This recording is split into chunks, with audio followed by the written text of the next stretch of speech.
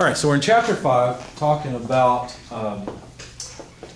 equations of equilibrium, how we come up with them. And what I've pointed out so far before I turn the camera on, I forgot, I apologize, is that we're interested in support reactions. Okay, so we want to know how to appropriately determine what model to use. What do I mean by that? Well, think about this pin on the ramp. We'd like to know how large a pin we should use, and to know that, we'll have to calculate the loads at the pin. So it's pretty obvious there would be a force load at the pin, but what about the moment? Is there a moment there? Well, this is where your intuition kicks in. You've probably let a ramp like this down before, and you think, yeah, there's a little bit of torque there. So do I need to include that? No. What we're doing is we are making an idealized analysis. Okay, so what we're doing is we're saying, you know what, the friction there is negligible. I mean, if you had this ramp and there was no cable to support it and you dropped it, do you think it would overcome the friction at the pin? Do you think it would overcome it very rapidly and you wouldn't want to stand in the way? Absolutely. So it's small. It's not worth talking about. It's not worth including in our model. And so we won't. As a matter of fact, it's the tension that generates a significant moment about the pin, as well as, obviously, the weight. The weight generates a moment as well. Those two are what really are in balance. Will the friction help the chain or the wire rope a little bit? Yeah, a little bit, but not enough to worry about, especially as you're going over bumps, right? Which is a different type of loading altogether. So anyway, so what's the idealized model and free body diagram, and how should we use it? So which diagram is the idealized model? It's this one here, because these dimensions probably are not perfect, but then obviously that's the free body diagram. Okay? But it's close enough to what we're doing. So here's an application where we've got two smooth pipes being lifted up by a pair of forks on a front end loader. Each one's 300 kilograms. You definitely wouldn't want to try to lift these on your own. And so how can we determine what reactive forces there are in the tines? Well, we probably better figure out how much load is required to support the two, right? So we can make a free body diagram of the two and figure out from that how much loading is required to support the two. Now, one thing that students often will mistake is they'll think, well, whatever normal force is applied equals the weight force. But notice the normal force in this case is not even the same direction as the weight force. So it's not necessary that this force actually provide all of the resistance for the weight of, say, this particular pipe. In fact, it's these two forces that support the weight of the pipe, isn't it?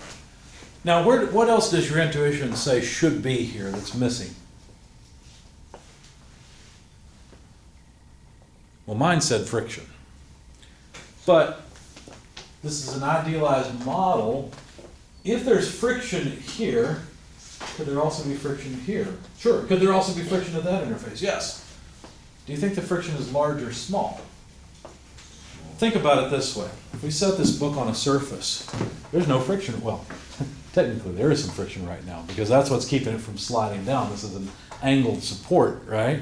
But if it was flat, then there'd be no friction, right? If I set it on a flat table, there's no friction. Not until I start pushing on it is there friction, because friction is a reaction, right? So do we really need a friction reaction to support this? No. That's what this is for, you see? So coming up with the idealized situation itself can be a bit of a challenge when you first start off in studies. All right, conditions for equilibrium.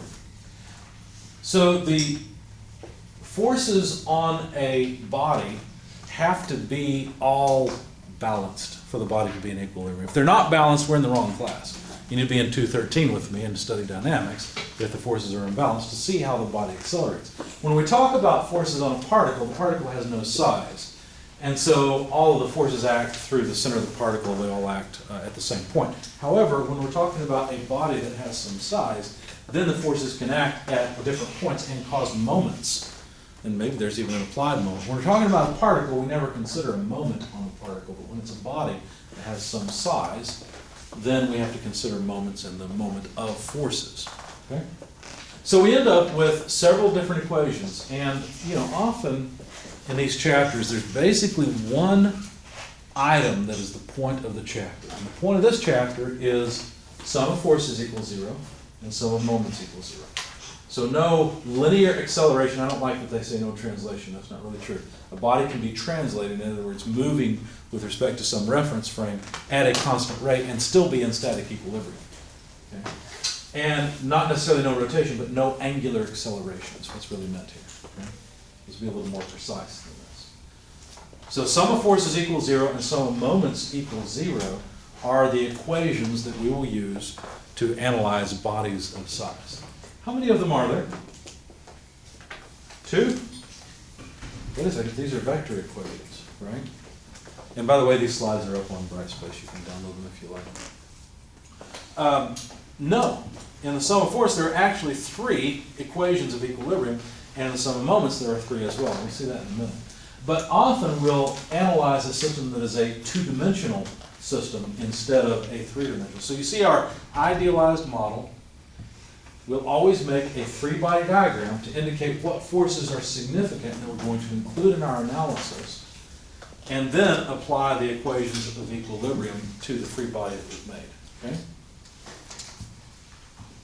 So here's an idealized model. So just a beam. The beam's probably in the real world not perfect, but there it is. Right? 1,200 Newton load, 2 meters out, total 6 meter length beam. And here's the free body diagram for it. There's got to be some horizontal and vertical reaction, at least possible, at the wall. Some support for the beam this way and this way.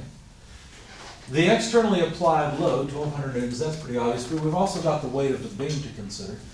And then finally, you should be able to tell from intuition, if we only had forces applied to the beam would be able to rotate, right? Or would start to angularly accelerate.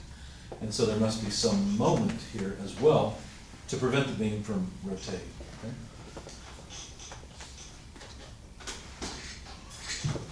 So we've shown all the external forces and moments. By the way, excuse me, just from your intuition, are there any of these that are 0? That's pretty obvious. The weight can't be 0, and the externally applied load, there's a magnitude that's been given for them, right? So what about these 3 back here? Are any of these 0? May AX be equal to 0? AX is 0, you're right. Notice that there are no externally applied loads in the horizontal direction. And your intuition may not like that either, because you know that this beam is somehow bonded to these bricks, right? So isn't it held tight? Well, no, just like this book, sitting on a flat surface, there's no friction because there's nothing pushing on it. Now if I get out here on the end of the beam and I start pulling or pushing on it, then sure, there's going to be a horizontal reaction at the wall because it is mounted to the wall. But if there's no externally applied load, there's no reaction. See? What about the vertical reaction and the moment? Let's say that we took all of the applied loads off of this besides gravity. Well, then there still has to be a reaction, doesn't there? Because we've got to somehow resist gravity. AY has got to push up on it to keep the thing from accelerating down or just falling. And the moment has to be applied because AY and this weight will form a couple tending to rotate the beam or cause it to angularly accelerate in the clockwise direction.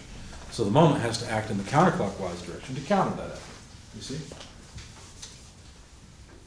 All right, so there's our idealized model and our free body diagram. So continuing with our procedure, we'll label the loads and dimensions on the free body diagram, and then we'll write down everything we can and give every unknown a name. So it's very common when you have an interesting point like point A to have an AY and AX, 2 forces. Now notice, this is another thing where your intuition might go crazy like mine did when I was first studying statics.